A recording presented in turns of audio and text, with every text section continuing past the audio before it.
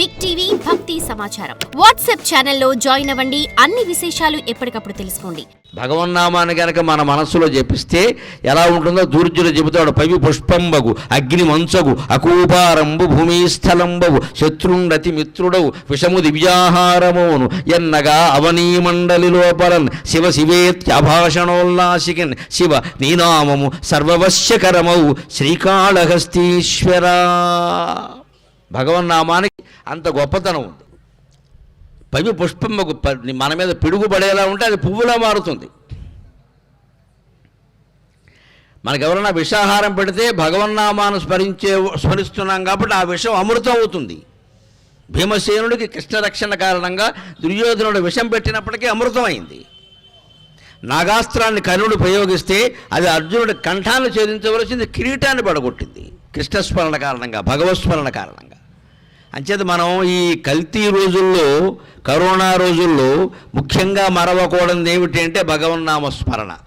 దానికి ఏమి నిషేధం లేదు కదా. మాస్క్ పెట్టుకో, శానిటైజ్ చేసుకో అనగా దేవుణ్ణి స్మరిస్తే కొడతా అన్న రాజు ఇంతవరకు పుట్టలేదు, పుట్టాడు కూడా. ఆ దమ్ము ఏ ముఖ్యమంత్రికి, ఏ ప్రధానమంత్రికి ఉండదు. పైగా ఏ పార్టీ అయినా పరిపాలించడం ఉండే ఇబ్బందుల దైవభక్తిని ఎప్పుడూ ప్రోత్సహిస్తారు. మనం సందేహించక్కర్లేదు దానికి. దైవభక్తిని ఎవరు కాదని అనరండి. ఏ మతమైనా సరే మీరు దేవుణ్ణి ప్రార్థించుకోండి అనే చెబుతారు. అలా చెప్పడంలో వారికి కొంత ప్రయోజనం కూడా ఉంది. కాస్త చదువుకున్న వాడిగా చెబుతారు. మనం దైవభక్తి అనే మత్తులో పడిపోతే వారి జోలికి రాకుండా ఉంటామని వారి అభిప్రాయం. అది కూడా ఉంది, అనుమానం. ఇలా చదువుకున్న వాడిగా ఆ విషయం కూడా మీకు చెప్పాలి. దైవభక్తి మంచిదే కానీ మరీ ఆ మత్తులో పడిపోయే నాయకులు 1000 కోట్లు మింగేస్తున్నా సరే పట్టించుకోకుండా మనకెందుకులే నారాయణ అంటే మొత్తం బతుకంతా దరిద్ర నారాయణ అయిపోతుంది. కాస్త చైతన్యం ఉండాలి. వాళ్ళు భక్తిని ప్రోత్సహిస్తారు. ఎందుకోసం అంటే వాళ్ళ స్వార్థం వాళ్ళకుంది. పెట్టుకోండి, బాగా పెట్టుకోండి, మీరు అందులో మునగండి, మేము నొక్కేస్తూ ఉంటాం. వాళ్ళు మునిగినట్టు నటిస్తారు, వాళ్ళు నిజంగా ఉండరు. అందుకని మనం ఉంటూనే అవసరమైతే చైతన్యవంతులం కావాల్సిన అవసరం కూడా చాలా ఉంది. నీతి కోసం, ధర్మం కోసం.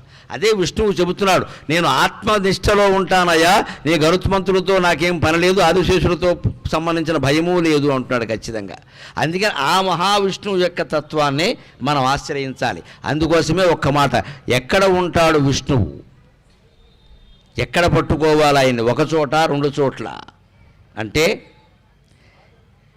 సరిగ్గా ఈ పావుల పక్క మీద ఎలా పడుకున్నాడు చూడండి. నేను తిరువనంతపురం వెళ్ళే ఓసారి మేము యాత్ర నిమిత్తం. అక్కడ అనంత పద్మనాభస్వామి ఆలయం ఉంది. అక్కడ ఆ విగ్రహం ఎలా ఉంటుందంటే మీలో వెళ్ళిన వాళ్ళు కొంతమంది చూసుంటారు. దాన్ని 3 ద్వారాల గుండా దర్శించారు. చాలా పెద్దది, పడుకుని ఉంటాడు ఆయన. 3 ద్వారాలు తెరిచే పెడతారు. 3 ద్వారాల ద్వారా చూస్తే తప్ప పూర్ణ విగ్రహం కనపడదు. నేను చూశాను. నేను అప్పుడు కేరళ కదా, నేనెవరు తెలుసు, అక్కడ ఏదో యాత్ర నిమిత్తం వెళ్ళాను. అందులో ఏదో యాత్ర కాబట్టి ప్యాంటు చొక్కా వేసుకున్నా. ఇలా అయితే ఎవరో గుర్తుపడతారు, అలా ఎవరు గుర్తుపడతారు? అది కేరళ. పైగా మనం ప్యాంటు చొక్కా వేసాము, ఇంకెందుకు గుర్తుపడతారు? కానీ నా ఉపాయాలు నాకున్నాయి. అక్కడికి వెళ్ళిన తర్వాత ఆయన పాముల పక్క మీద పడుకుంటే నాకు ఆశ్చర్యమై వెంటనే పద్యం అందుకున్నా.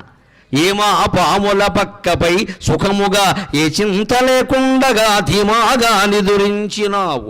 ఏమా పాముల పక్కపై సుఖముగా ఏ చింత లేకుండగా ధీమాగా నిదురించినావు. శివమూర్తిన్ ప్రీతి నర్చింప నిద్రామధ్యంబున కూడా మానవు సుభద్రా సోదరా. శివమూర్తిన్ ప్రీతి నర్చింప నిద్రామధ్యంబున కూడా మానవు సుభద్రా సోదర. క్రింద నీవో మాణిక్యములున్నవంట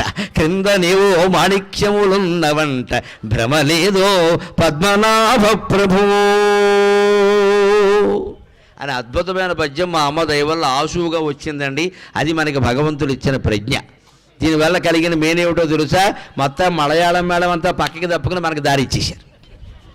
వీడెవడో పద్యాలు పాడుతాడు కానీ ఎవడు పాడతాడు? మరి తెలుగువాడే పాడతాడు. అందున అవధాని పాడతాడు, పిశుపాడు చిదంబర శాస్త్రి గారి వారసుడు పాడతాడు, మరొకడు ఎవడా పాడగలడండి అలా పద్యాలు ఆశువుగా. అప్పటికప్పుడు పద్యం అందుకునేసరికి అక్కడ ఉండే తెలుగు వాళ్ళు కొంతమంది ఆనందం చప్పట్లు కొట్టారు. మలయాళం వాళ్ళకి, తమిళం వాళ్ళకి అర్థమైపోయింది, వీడెవడో గొప్పవాడు అబ్బాయి దారిచ్చేయండి అన్నారు. అంటే హాయిగా 3 ద్వారాల వెంబడి పరమాత్మను చూసినప్పుడు నాకు కలిగిన భావం ఇది. మహావిష్ణువు ఎంత గొప్ప తత్వం అయ్యా. పాముల పక్కపై సుఖముగా ఏ చింత లేకుండగా ధీమాగా నిదురించినావు. మా ఇంట్లో మేము శుభ్రంగా డబుల్ కాట్ పరుపు ఉన్నా సరే, 2 తరగడాలు ఉన్నా సరే, పక్కన కావలసిన వాళ్ళు భార్యో భర్తో హాయిగా సుఖంగా ఆరోగ్యంగా ఉన్నా సరే, పడుకోలేకపోతున్నామే, ఓ గంట నిద్ర పడితే 3 గంటలు మెలకు వచ్చేస్తుంది, పొరపాటున మెలకు వచ్చిందంటే మళ్ళీ నిద్ర పడడం లేదే. వేసవకాలంలో దోవలు అంటాం, చలికాలంలో చలి అంటాం, వర్షకాలంలోనేమో తడిసిపోయింది అంటాం, నేలంతా ఏదో రకంగా నిద్ర పడడం లేదే. పావులున్న పక్క మీద ఎలా పడుకుంటున్నావు అసలు నాకు అర్థం కావట్లా. పైగా అనంత పద్మనాభస్వామి విగ్రహాన్ని చూస్తే ఇంకో రహస్యం ఉంటుందండి. అక్కడ రామేశ్వరం క్షేత్రంలో శివుడు ఉంటాడు కదా, మరి అక్కడే కదా ఈయన ఉండే తిరువనంతపురం రామేశ్వరం అన్నీ దగ్గరే కదా, అక్కడే కదా. ఆ సముద్రంలో ఉండే శివుణ్ణి, రామేశ్వరంలో ఉండే శివుణ్ణి విష్ణువు అర్చిస్తాడు స్వయంగా. విష్ణువు శివభక్తుడు, శివుడు విష్ణు భక్తుడు. అది హిందూ ధర్మం అంటే మనం గుర్తుపెట్టుకోవాలి. ఎక్కడా భేదాలనేవి లేవు. అందుకే ఆయన అలా పడుకుని ఉన్నవాడు కింద అలా చెయ్యి ఉంటుందండి, కుడి చెయ్యి ఇలా కిందికి వేలాడుతూ ఉంటుందండి. ఆ చేతి నుంచి బొట్లు పడుతూ ఉంటాయి, నీటి బొట్లు. విష్ణువు సంకల్ప మాత్రం కదా, సంకల్ప మాత్రం చేత అభిషేకం. ఆ నీటి బొట్లు శివలింగం మీద పడుతూ ఉంటాయి. అందుకే నాకు అనిపించింది, శివమూర్తిని ప్రీతి నర్చింప నిద్రామత్యంబున కూడా మానవో సుభద్రా సోదరా. సుభద్రాదేవికి సోదరుడమైన శ్రీకృష్ణ పరమాత్మ స్వరూపమైన ఓ మహావిష్ణువ, నిద్ర మధ్యలో కూడా శివుణ్ణి అర్చించాల్సిందేనా? అంటే మనకి విష్ణువు ఏం చేస్తున్నాడు? నిద్రలో కూడా ఎప్పుడైనా మెలకు వస్తే ఎందుకు అనవసరంగా పాడుకల్లో పీడకల్లో పెట్టుకుని పక్క వాళ్ళని లేపవన్నీ చెప్పడం, నమశివాయ నమశివాయ అని జపం చేసుకోవచ్చు కదా సుఖంగా. అంచేత నిద్ర ఎప్పుడైనా పట్టకపోతే ఒక ఉపాయం ఉందండి, నేను మొహమాట పడకుండా ఆచరించి మీకు చెబుతున్నా. హాయిగా నిద్ర పడుతుంది, పట్టకపోయినా కూడా అలసట అనేది ఉండదు. నిద్ర పట్టని వాళ్ళు ఎప్పుడైనా మెలకు వస్తే వెళ్ళకిలా పడుకోండి, కుడివైపు ఎడంవైపు తిరక్కండి, గంతులు వేయకండి, కాలు మీద కాలు వేయకండి, టీవీ పెట్టకండి, ఏం చేయొద్దు, ఫోన్ అసలు ఆన్ చేయకండి, వెళ్ళకిలా పడుకోండి, గుండెల మీద చేతులు వేసుకోండి.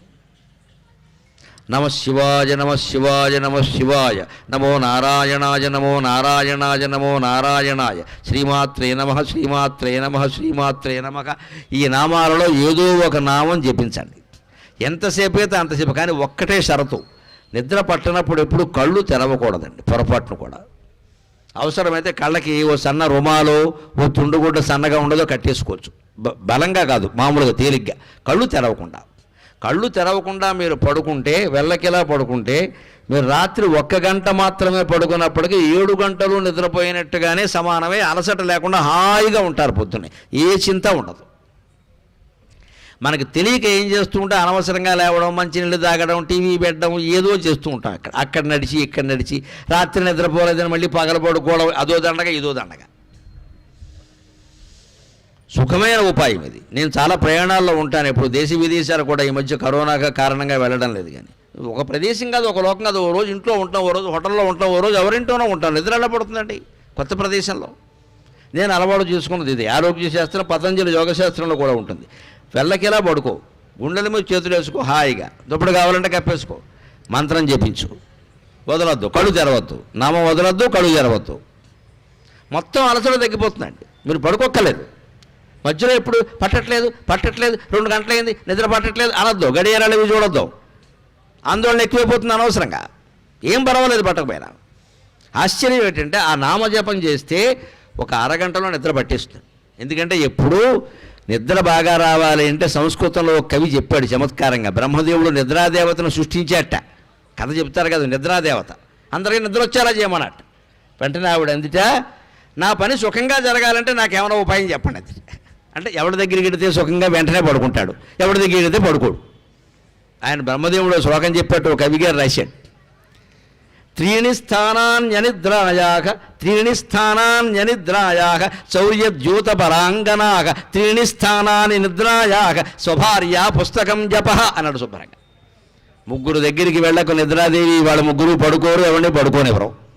ఎవరండి ఆ 3 అంటే, చౌర్య దొంగ దగ్గరికి వెళ్ళక వాడు పడుకోడు, వాడు వర్కింగ్ ఆఫీస్ టైమింగ్స్ అవి, వాడు వర్కింగ్ అవర్సే రాత్రి, వాడు ఎలా పడుకుంటాడు? దొంగ పడుకోడు, వాడి దగ్గరికి వెళ్ళకు. ద్యూత పేకాడే వాడి దగ్గరికి వెళ్ళకు, తెల్లవారులు ఆడతాడు మహానుభావుడు, ఇంకో ముక్కయ్య అంటాడు.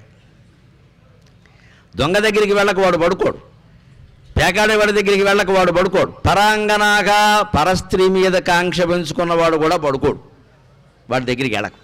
మరి ఎవరి దగ్గరికి వెళితే సుఖంగా పడుకుంటారు అంటే, స్వభార్య పెళ్ళై 10 ఏళ్ళ అయిన వాళ్ళ దగ్గరికి వెళ్ళు, భార్య ఎదురుగానే ఉంటుంది, వీడు గుర్రెట్టేస్తూ ఉంటాడు, ఏకాంక్ష ఉండదు, పరమ విరక్తితో ఉంటాడు మహానుభావుడు పరమహంస పరివిరాజక ఆచార్య. భార్య ఎదురుగా ఉన్నవాడి దగ్గరికి వెళ్ళి వెంటనే పడుకుంటాడు. ఇంకా కూడా పుస్తకం చదివేవాడి దగ్గరికి వెళ్ళి 1 అరగంటలో పడుకుంటాడు. జపం చేసేవాడి దగ్గరికి వెళ్ళి 3 నిమిషాల్లో పడుకుంటాడని చెప్పాడు. మనకి అందరికీ అనుభవాలు ఇవన్నీ. భార్య సంగతి అలా అట్టి పెట్టండి అమ్మా, పుస్తకం చదువుతుంటే నిద్ర వస్తుందో లేదా అందరికీ తెలుసు.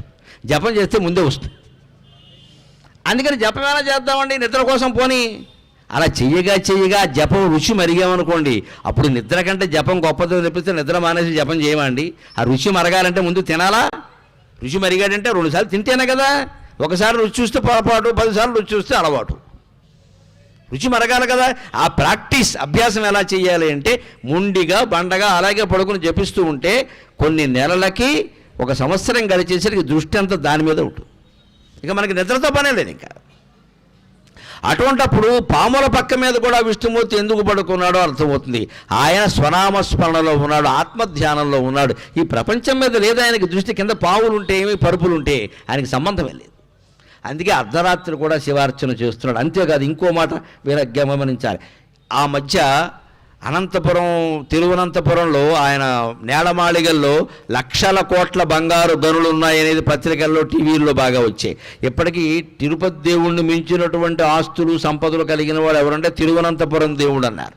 అక్కడ ఉందండి ఆ ప్రసిద్ధి.